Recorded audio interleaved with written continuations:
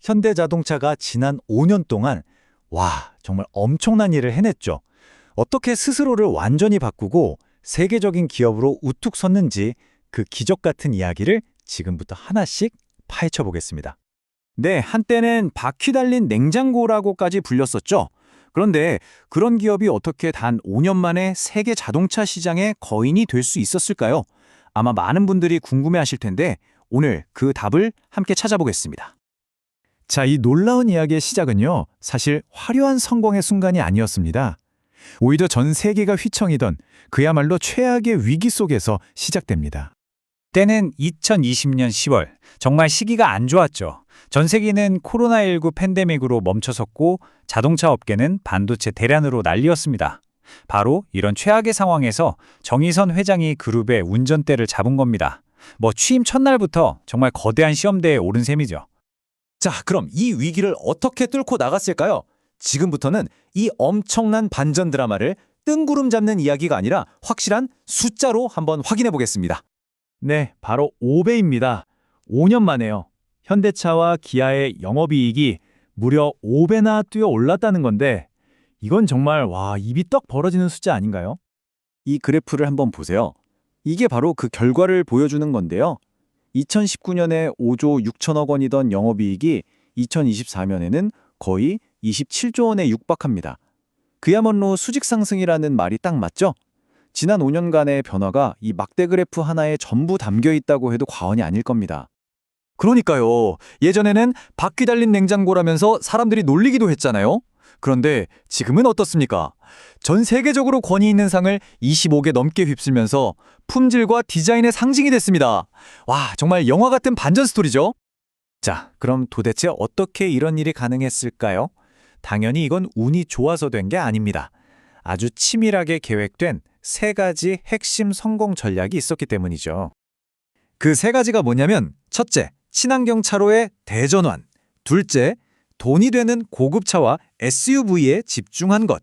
그리고 셋째, 아예 자동차 회사를 넘어선 새로운 비전을 제시한 겁니다. 자, 그럼 첫 번째 열쇠부터 한번 열어볼까요? 현대차의 생각은 단순히 우리도 친환경차 한번 만들어 볼까? 이 정도가 아니었습니다. 아예 이 시장의 판을 우리가 주도하겠다. 게임의 규칙을 바꾸겠다는 야심찬 목표를 세운 거죠. 그리고 그 결과가 바로 이겁니다. 아이오닉5 같은 정말 디자인부터 성능까지 세상을 놀라게 한 차들이 나오면서 판이 바뀌기 시작했죠. 전체 판매량에서 친환경차가 차지하는 비중이 불과 5% 남짓해서 거의 20%까지 4배 가까이 폭발적으로 늘어났습니다. 이건 그냥 차 몇 대 더판 수준이 아니라 회사의 체질 자체를 바꾼 겁니다.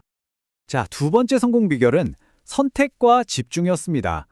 예전처럼 무조건 많이 파는 것에서 벗어나서 한 대를 팔아도 제대로 이윤이 남는 차, 즉 프리미엄 고부가가치 차량에 집중하기 시작한 거죠. 그 중심에는 바로 럭셔리 브랜드 제네시스가 있었습니다.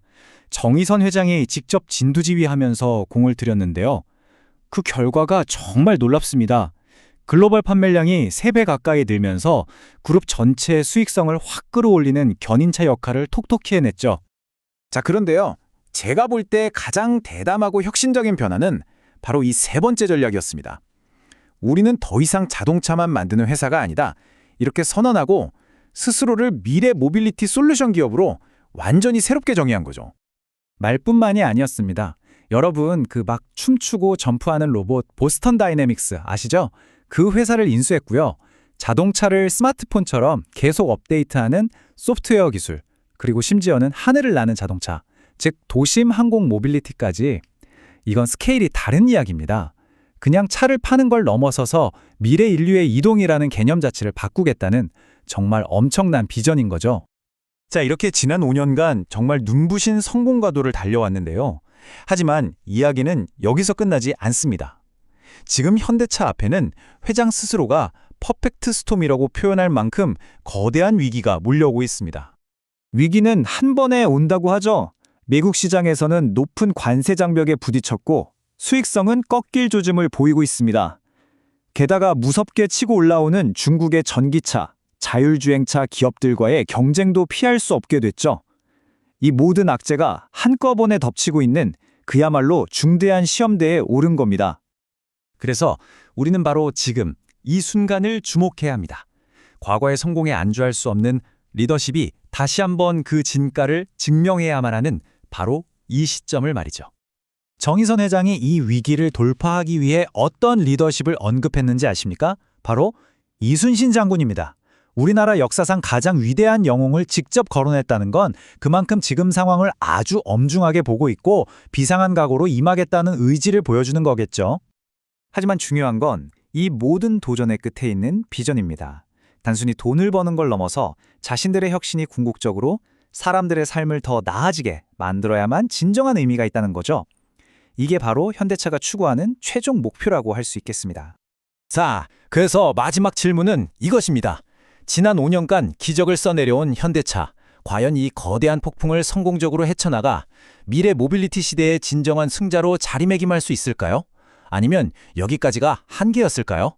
그 결과는 아직 아무도 모릅니다. 이제부터가 진짜 시작일지도 모르죠.